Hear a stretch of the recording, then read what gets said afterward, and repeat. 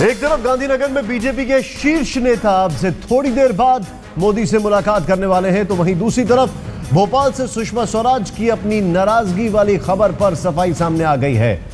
सुषमा के गांधीनगर नहीं जाने और उससे पहले गडकरी से मुलाकात करने की खबरों को लेकर खबरें आई थीं कि सुषमा स्वराज नाराज हैं, लेकिन अब से थोड़ी देर पहले सुषमा स्वराज ने बयान दिया है कि पार्टी से उनके नाराज होने की खबरें सिर्फ मीडिया की अटकलें हैं। आपको बता दें, सुषमा ने यह बयान भोपाल पहुंचने के बाद दिया। इससे पहले वो दिल्ली में राजनाथ सिंह और नितिन गडकरी ने उनसे मुलाकात की और उनका यह भी कहना था ये जो मुलाकातें हुई ये शिष्टाचारवश हुई।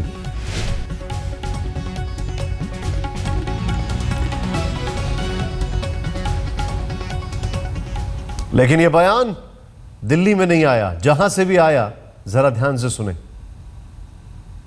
राजनाथ जी और नितिन जी के मेरी मुलाकात के बारे में जो कयास लगाए जा रहे हैं वो बिल्कुल गलत हैं। नितिन जी और राजनाथ जी मुझसे मिलने आए थे, ये केवल शिष्टाचार भेंट थी।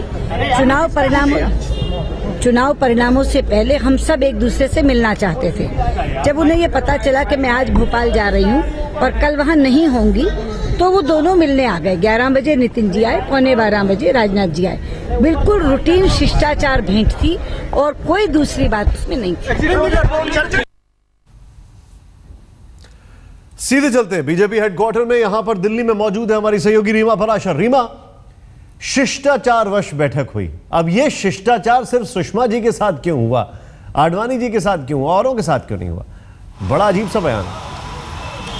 बिल्कुल, देखिए निशांत, ये तो सभी जानते हैं कि इस वक्त बीजेपी में चल क्या रहा है। वो बीजेपी जो नतीजे आने को लेकर एक तरफ उत्साह से भरी हुई है, तो दूसरी तरफ ये भी सोच में पड़ी हुई है कि आखिर जो हैवी वेट्स है पार्टी के, चाहे वो लाल कृष्ण आडवाणी हो, सुषमा स्वराज हो, मुरली मनोहर जोशी हो, इन सबका करना क्या है।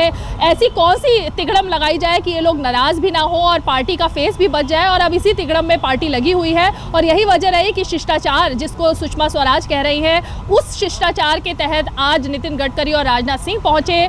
जो खबरें छन कर आई उसमें साफ तौर पर सुषमा स्वराज ने कहा कि उनको सम्मानजनक भूमिका दी जाए, उनके सम्मान का, उनके कद का पूरा ख्याल रखा जाए, ये बात मोदी जी तक पहुंचा दी जाए। तो कहीं ना कहीं ये बात सुषमा स्वराज की तरफ से आती है। कल लाल कृष्ण आडवाणी से मुलाकात हुई, तब ये खबर सामने आई।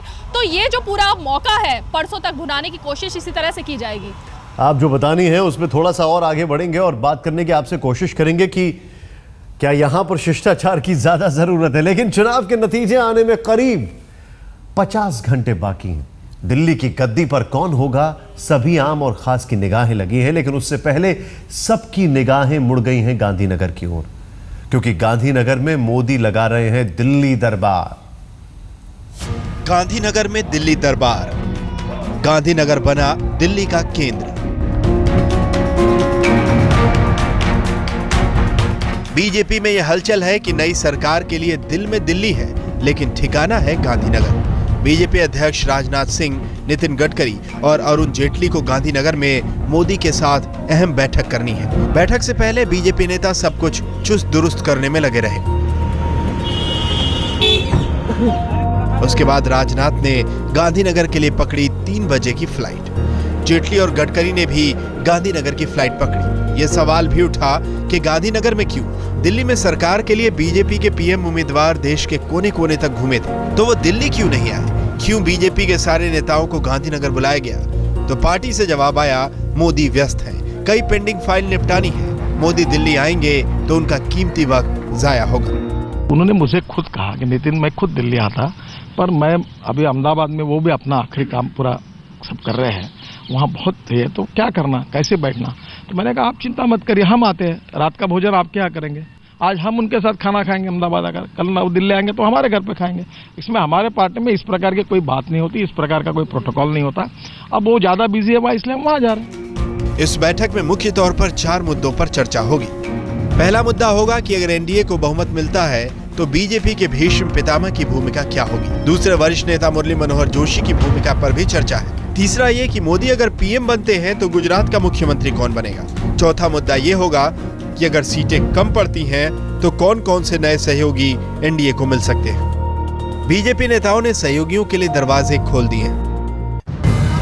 हालांकि बीजेपी के लिए बाहर कम, पार्टी के अंदर चुनौतियां ज्यादा हैं। ये बात बीजेपी नेता अच्छी तरह समझते हैं। इसीलिए गुजरात से दिल्ली की फ्लाइट पकड़ने से पहले मोदी चाहते हैं कि सभी तरह की परेशानियों को मिल बैठकर सुलझा लिया जाए। रीमा पराशर और अमिताभ सिन्हा के साथ आज तक ब्यूरो।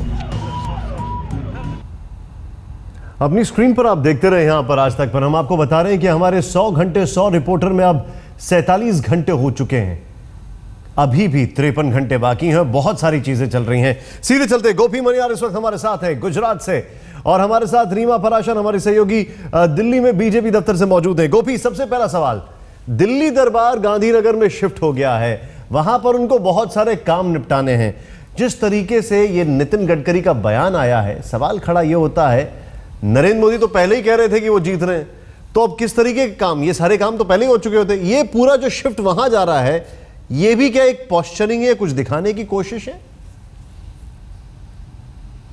देखिए निशान, कहीं ना कहीं हम कह सकते हैं कि जिस तरीके से ये पूरा जो दिल्ली दरबार है वो जो यहाँ पे शिफ्ट हो गया है, तो कहीं ना कहीं ये एक दिखाने की कोशिश है कि नरेंद्र मोदी की जो प्रायोरिटी है वो गुजरात को लेकर है। वो गुजरात के जो काम है वो पहले निपटाना चाहते हैं और फिर अपने प्रधानमंत्री पद के बारे में सोच रहे हैं। तो साफ तौर पर ये एक मैसेज देना चाहते हैं। लेकिन सबसे अहम अगर हम कह सकते हैं कि आज की जो मीटिंग है उनकी, वो मीटिंग आप देख सकते हैं कि हम सीएम बंगलो के बाहर ही खड़े हुए हैं। यहाँ पे सीएम बंगलों के अंदर ही आज उनकी मीटिंग होगी और यहीं पे अभी थोड़ी ही देर में राजनाथ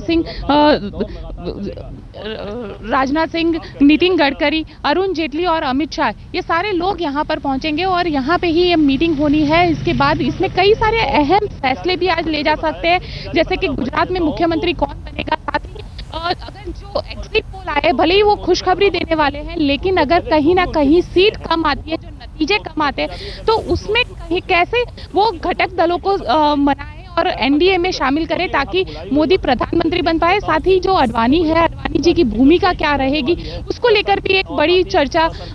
गोपी, आप अभी इस वक्त गांधीनगर में मौजूद हैं। अपने दर्शकों को बता दें, आप अभी गांधीनगर में मौजूद हैं। गांधीनगर में सीएम हाउस है, गांधीनगर कॉन्स्टिट्यूंसी है एलके आडवाणी की। और अगर एलके आडवाणी की बात की जाए तो बीजेपी में आडवाणी की भूमिका को लेकर कई तरीके की अटकलें चल रही हैं। तमाम पार्टी के वरिष्ठ नेताओं ने कहा है कि दल में आडवाणी को लेकर किसी तरह का कोई मतभेद नहीं है और उनके लिए पार्टी जो भी करेगी सम्मानजनक ही करेगी। पहले नरेंद्र मोदी ने आपको बुलाया कि आप आडवाणी जी की भूमिका को लेके बात कीजिए, क्योंकि आपके अलावा आडवाणी जी से कोई बात नहीं कर सकता, मना नहीं सकता। तो आडवाणी जी से मिले, आप तमाम बड़े नेताओं से मिले, आडवाणी जी की भूमिका क्या देखते हैं? अहम भूमिका होगी सरकार और पार्टी में उनकी? पहली बात तो ऐसी है कि नरेंद्र मोदी जी पूरे चुनाव में मैं उनको मिल नहीं पाया। मेरा भी चुनाव था, फिर मैं प्रचार में चला गया, तो उन्होंने कहा कि एक दिन आओ तो गप्पे मारेंगे। को क्यों बुलाया नितिन जी? ये बात गले उतर नहीं रही है। देखिए, आप कुछ भी डिप्लोमेटिक जवाब देते रहे, लेकिन इतना सच है कि आप ही को क्यों बुलाया, बाकी लोग कौन सा मिल पाए? ऐसा नहीं है, सब लोग मिलते हैं। और मैं राजनाथ सिंह जी के घर पर गया, ये रूटीन है, हम एक टीम के पार्ट हैं, हम एक दूसरे को मिलते। कल जोशी जी किया गया, आडवाणी जी किया गया, पहली बार मैं दिल्ली में कल आया हूँ। आप इन सब बातों को इतने अर्थ लगाते हैं और निकालते हैं। जोशी जी और आडवाणी की भूमिका क्या होगी? अहम भूमिका होगी। हमारे पार्टी के वो बहुत कद्दावर ज्येष्ठ नेता है, उनका मान सम्मान रखकर पार्टी कोई निर्णय करती है और उनके बारे में निर्णय करने के लिए कोई हमने निर्णय करने की जरूरत नहीं है। वो इतने सीनियर हैं कि उनके बारे में पार्टी सब उचित निर्णय करेगी। ऐसी कोई बात नहीं है, ना कोई प्रश्न है, ना कोई समस्या है। ये कहा जा रहा है कि सोनिया गांधी की तरह जैसे यूपीए चेयरपर्सन थी, नेशनल एडवाइजरी काउंसिल की वो चेयरपर्सन थी, तो क्या आडवाणी जी के लिए ऐसा ही कोई पोस्ट ढूंढी जा रही है ताकि एक सम्मानजनक स्थिति पर उनको बिठाया जाए? देखिए, इसकी चर्चा मीडिया में तो नहीं होगी। ये हमारे अध्यक्ष राजनाथ सिंह जी और हमारे प्रधानमंत्री पद के जो उम्मीदवार है नरेंद्र मोदी जी, इनके दोनों के नेतृत्व में पार्टी एनडीए आगे जाएगी और दोनों के बाद ये सब बातों का विचार निश्चित रूप से पार्टी में जो करना है वो करेंगे। और हमने हर समय हमारे बुजुर्ग नेताओं का सम्मान रखा है और इसलिए उनके मार्गदर्शन से ही हम आगे जाएंगे। लेकिन अहम भूमिका होगी, इस बात से तो इनकार नहीं कर सकते। जो कहा जा रहा था कि साइडलाइन कर दिया गया है, उनको चुनाव मनमाफिक जगह से लड़ने गया, तो अहम भूमिका तो रहेगी आडवाणी जी की। इसमें शीर्ष पद पे बैठेंगे वो। आडवाणी जी और अटल जी हमारे प्रेरणा स्रोत है। हमारे घरों में एक तरफ श्यामा प्रसाद मुखर्जी और दीनदयाल उपाध्याय जी के जैसे फोटो है, वैसे अटल जी आडवाणी का है। वो हमारे संस्थापक है, उनको अलग थलग करने कोई प्रश्न ही उद्भुत नहीं। उनसे प्रेरणा लेकर, उनसे मार्गदर्शन लेकर नरेंद्र मोदी हम लोग सब लोग काम करते हैं। आपके मन में ऐसा क्यों आता है? जो बात नहीं हो रही वो आप क्यों लोगों के पास जाकर पहुंचाने की कोशिश करते हो? सम्मानजनक उनको पद दिया जाएगा आडवाणी जी की आवश्यकता ही नहीं है। आडवाणी जी का मान सम्मान प्रतिष्ठा इस पार्टी में, इसके बारे में कोई सवाल ही नहीं उठता। वो हमारे नेता है, हमारे मार्गदर्शक है। देखिए, आडवाणी जी हमारे वरिष्ठतम नेता है, पार्टी को उन्होंने इतना आगे बढ़ाया है, हम लोग को आगे बढ़ाया है, तो उनके बारे में वो खुद सोचेंगे, पार्टी के वरिष्ठ नेता सोचेंगे, चर्चा करेंगे। उनका सम्मान और उनका मार्गदर्शन हमेशा हमेशा मिलेगा। यही बात जोशी जी के बारे में भी होगी, वो भी पार्टी के वरिष्ठ नेता हैं। लेकिन हमारी पार्टी में इतना अधिक आंतरिक ताकत है कि इन सारे मामलों की हम बहुत ही सार्थक और रचनात्मक फैसले करते हैं और करेंगे उनके सम्मान के साथ। क्या एनडीए चेयरपर्सन या फिर कि एनएसी की तर्ज पर कुछ और ऐसी भूमिका देने की अडवाणी जी को बात चल रही है? अब ये पार्टी के वरिष्ठ लोग तय करेंगे, अडवाणी जी से चर्चा करके तय करेंगे, इसलिए इसके बारे में मेरा कोई टिप्पणी करना उचित नहीं होगा। अडवाणी जी अभी एनडीए के चेयरमैन ऑलरेडी हैं, लेकिन एक अभिभावक, एक मार्गदर्शक, उनकी अगुवाई में सरकार पार्टी ठीक चले, ये तो उनका हमेशा निर्देश रहता है और रहेगा भी। देखिए, माननीय अडवाणी जी हम सबके मार्गदर्शक है, यानी नरेंद्र भाई मोदी और राजनाथ सिंह जी, सुषमा जी, अरुण जी, वेंकैया जी, गडकरी साहब, हम सब ने यानी गोपीनाथ जी, हम सब ने माननीय लालकृष्ण आडवाणी जी के मार्गदर्शन में, उनके वरीयता में हम पले बढ़े हैं। हम सबके लिए वो मार्गदर्शक है। लेकिन आज के दिन में मुझे लगता है जो आगे का रूपरेखा होगा केंद्र सरकार का, वो खुद नरेंद्र भाई तय करेंगे। रीमा पराशर हमारे साथ हैं। रीमा, सवाल आपने पूछा था, जवाब जो मिला मैं एक बार फिर से दोहराता हूं। आपने कहा वो एनडीए के चेयरपर्सन है, बोलते हैं हाँ वो एनडीए के चेयरपर्सन है, लेकिन हमारे मार्गदर्शक बने रहेंगे, अभिभावक बने रहेंगे, आगे रहेंगे कि एनडीए चेयरपर्सन नहीं, ये इसमें कोई कुछ नहीं बोला। मतलब पार्टी के अंदर मैं फिर से यही चीज जानना चाहता हूं, दो पावर सेंटर्स ना बने, दो शक्ति के केंद्र ना बने, क्या ऐसा प्रयास होगा? क्या ऐसा टसल दिखाई देता है? देखिए, टसल तो इस बात को लेकर है अब कि कैसे लाल कृष्ण आडवाणी, देखिए मान मनोबल उनकी बार बार की जाती रही है। जब टिकट की बात आई तो गांधीनगर से टिकट दिया जाना था, लेकिन लाल कृष्ण आडवाणी ने कहा कि वो भोपाल से लड़ना चाहते हैं। तब मान मनोबल का दौर शुरू हुआ और ये बात सबको जाहिर थी कि जब सरकार बनाने का मौका आएगा तब एक बार फिर से एल के आडवाणी की क्या भूमिका रहे नई सरकार में, वो किस तरह से उसका मार्गदर्शन करें, इसको लेकर सवाल खड़े होंगे। और यही वजह है कि कई तरह के विकल्पों पर अब विचार हो रहा है। एक विकल्प तो यही है कि जिस पद पर वो अभी है एनडीए के चेयरपर्सन के तौर पर, ये एनडीए जो कि अभी 10 साल से सत्ता में नहीं था, लेकिन अब अगर सत्ता में आती है तो उसकी भूमिका बढ़ेगी, उसके संयोजक की भूमिका एल के आडवाणी निभाए, या फिर कि जैसे सोनिया गांधी की एक भूमिका रहती थी कि वो रिमोट कंट्रोल का काम करती थी, वो भूमिका जरूर एल के आडवाणी नहीं निभा सकते इस सरकार में, लेकिन मार्गदर्शक के तौर पर वो एनएसी की तर्ज पर कुछ और एक संस्था बना दी जाए जिसका मार्गदर्शन करे। तो कहीं ना कहीं ये तमाम चीजें ऐसी हैं जिस पर लेकर अभी अंतिम निर्णय नहीं हुआ है। लेकिन अब 2 दिन बाकी हैं, हम 2 दिन भी नहीं कहेंगे, परसों का ही दिन है, तो उसके बाद ये लगभग तय हो जाएगा कि आखिर एल के आडवाणी की भूमिका क्या रहेगी। रीमा, बहुत बहुत शुक्रिया आपका। गोपी, आपका भी बहुत बहुत शुक्रिया। लेकिन रीमा को हम यहां पर थैंक यू कह रहे हैं, लेकिन स्क्रीन पर वो वापस आने वाली हैं क्योंकि आपको बताएंगी किस तरीके से तैयारियां चल रही हैं। जरा सोचें आप, अभी फैसला नतीजा आया नहीं है, लेकिन एग्जिट पोल के आधार पर अगर चीजों को समझा जाए तो जरा ध्यान से देखें। एक तरफ गांधीनगर में सरकार बनाने की गहमागहमी शुरू हो गई, तो वहीं 16 मई के मतगणना से पहले दिल्ली के बीजेपी मुख्यालय में भी तैयारियां शुरू हो गई। इसका जायजा लिया, जानकारी जुटाई हमारी संवाददाता रीमा पराशर ने। अब 16 मई का वो दिन बहुत दूर नहीं है जबकि ऐतिहासिक और अहम फैसलों का दिन रहने वाला है। अब वो फैसले किसके पक्ष में जाएंगे और किसके विपक्ष में जाएंगे, इसके लिए तो कुछ इंतजार करना पड़ेगा। लेकिन इस वक्त आपको हम दिखा सकते हैं, ये है अशोक रोड स्थित बीजेपी का वो मुख्यालय जहां पर भव्य तैयारियां इस वक्त 16 मई के लिए चल रही हैं। कारीगर लगे हुए हैं और ये जो हॉल आपको इस वक्त दिख रहा है, ये वो हॉल रहने वाला है जहां पर पार्टी के सभी वरिष्ठ नेता मौजूद रहेंगे उस 16 मई के दिन। और यहां पर टीवी चैनल्स के छोटे छोटे स्टूडियोज बनाए जाएंगे, यहां पर वार्ताएं होंगी और जितने भी डिस्कशन होंगे, या हम कह सकते हैं कि जब सेलिब्रेशन किया जाएगा तो यहीं से हर चीज की शुरुआत होगी। तो ये दौर तो बीजेपी में चल रहा है और सिर्फ यही नहीं बल्कि बहुत सारी ऐसी तैयारियां रहेंगी जो जरूर उस दिन को ऐतिहासिक बनाने के लिए की जा रही हैं। हमारे साथ हैं श्रीकांत शर्मा, जो कि चुनाव प्रबंधन में जिनकी अहम भूमिका रही, और ये जब पूरा प्रबंधन चल रहा है तैयारियों को लेकर, उसका प्रभार भी इन्हीं के कंधों पर है। श्रीकांत, किस तरह की तैयारियां हैं भव्य बनाने के लिए 16 मई? देखिए, ऐतिहासिक दिन 16 मई का है और इस बार मोदी सरकार, करोड़ों भावना जुड़ी हुई है मोदी जी के साथ लोगों की, और गरीब, किसान, मजदूर, नौजवान सबकी इच्छा थी कि इस बार बदलाव के लिए और देश के विकास के लिए 21वीं सदी भारत की सदी हो, इस भाव के साथ लोगों ने नरेंद्र भाई मोदी जी को चुना है। मैं आश्वस्त हूँ पूरी तरह से, मैं कहीं कोई मुझे कन्फ्यूज़न नहीं है और इसलिए ये सब तैयारियाँ हैं। यहाँ पर आप सब लोगों के केबिन्स बनेंगे और सभी चैनल को बराबर का स्पेस मिलेगा।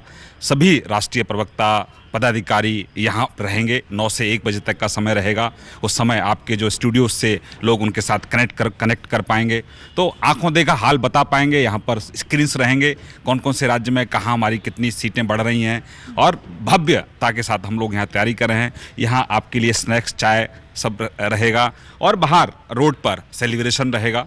और मिठाई की व्यवस्था कहाँ से की जा रही है? कितनी मिठाई का ऑर्डर अब तक दिया जा चुका है? क्योंकि मिठास के बिना कैसे रहेगा वो दिन? निश्चित रूप से जिस तरह से आपने देखा था पिछले 4 राज्यों के चुनाव में जो व्यवस्था थी, लगभग उसी तरीके की व्यवस्था और उससे अच्छी व्यवस्था हम लोग कर रहे हैं।